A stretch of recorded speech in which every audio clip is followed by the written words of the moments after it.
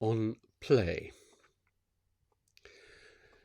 When I was a little boy, of course, I spent a lot of my time, all my time more or less, when I was awake, playing. Playing with my friends, playing with toy soldiers, playing with animals, and so on.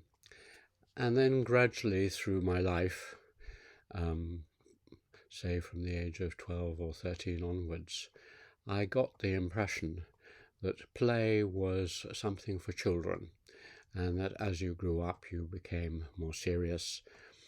You might play games and sports and things like that, but fooling around with toy soldiers and um, toy trains and the let's pretend play games of becoming Robin Hood and King Arthur and things like that, you stop doing that. You put away, as the Bible said, you put away childish things and became grown up and serious.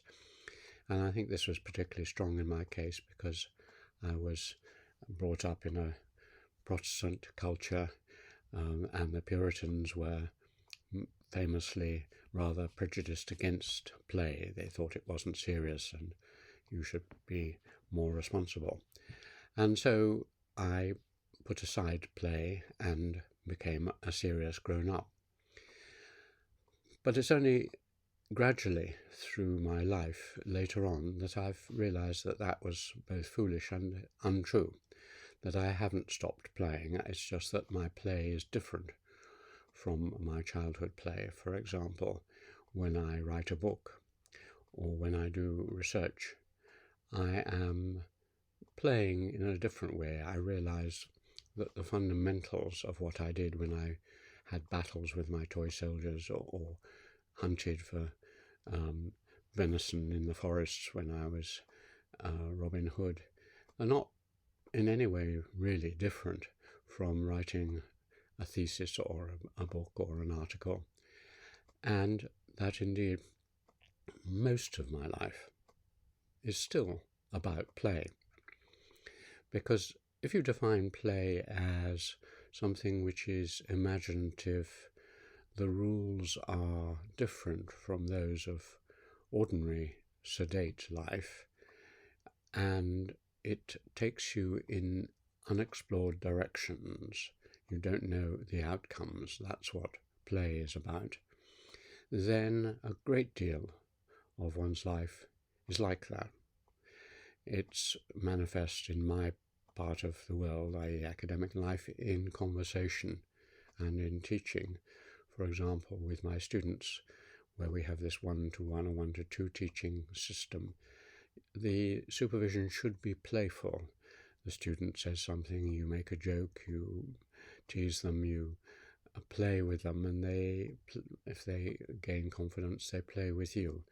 So conversations of a structured kind in teaching, and even in lecturing, you play with the audience to a certain extent.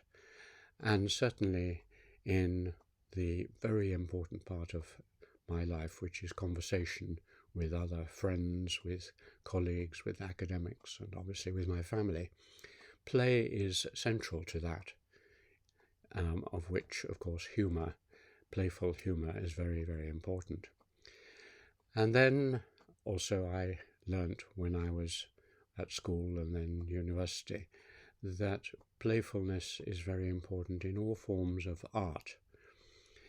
If you are going to write poetry, if you're going to write a novel, if you are going to paint, and obviously if you are involved with plays, that is with drama, which I was a little bit through my education, then play and playfulness is absolutely central.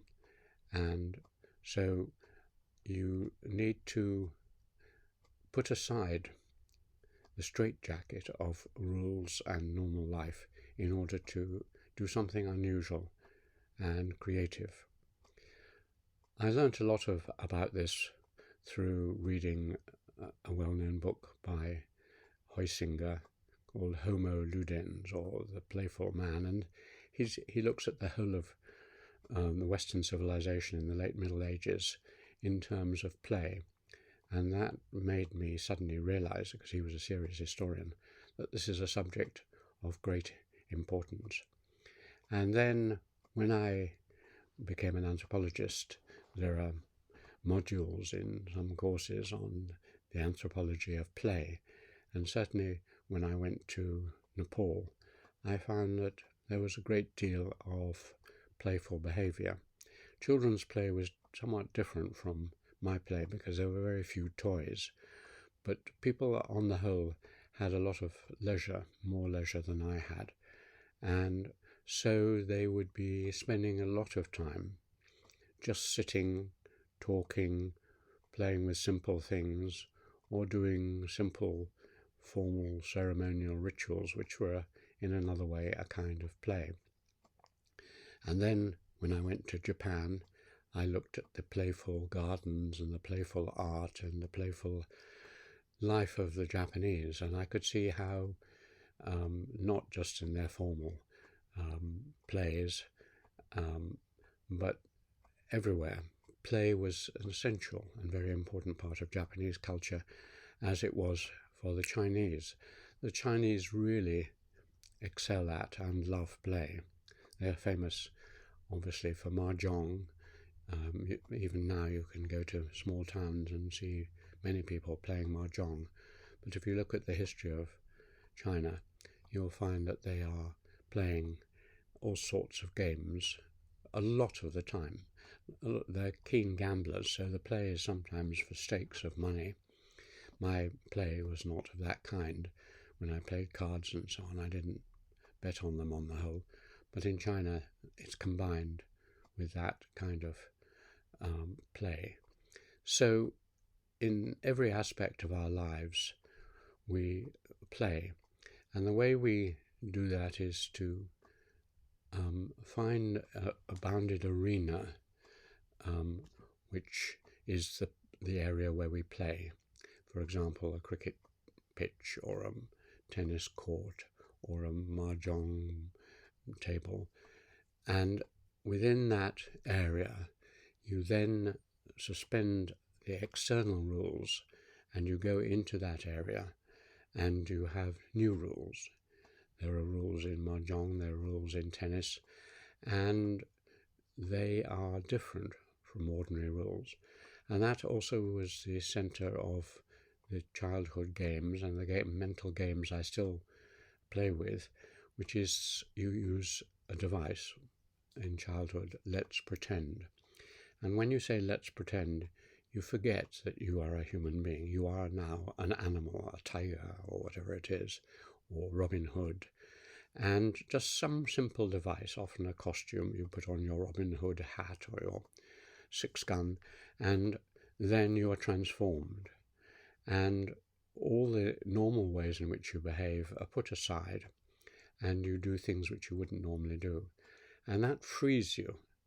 The wonderful thing about adapting and learning to play, which is a terribly important part of my childhood, I now realize looking back, because not only the formal games of playing in cricket and football and so on, but playing in the playground with my friends and conkers and marbles and so on. All the time I was being taught how to play. And if we don't teach our children how to learn to play properly, they will grow up as stunted adults. So the fruitful development of the skills of play, not just playing an instrument, which we use the word play, or playing in a play, but playing at every aspect of our lives so that we can branch out, go in new directions, invent new things, imagine new worlds, and bring them back, and then switch them off, like this interview will be switched off, and we're back into normal time and space. So if you're with your children, encourage them in play. With yourself, play as much as you can, because it's not less serious than serious work or anything else. It is all seamlessly interconnected and a very fruitful and important part of all our lives. So both have a good day and have a good play. Thank you very much.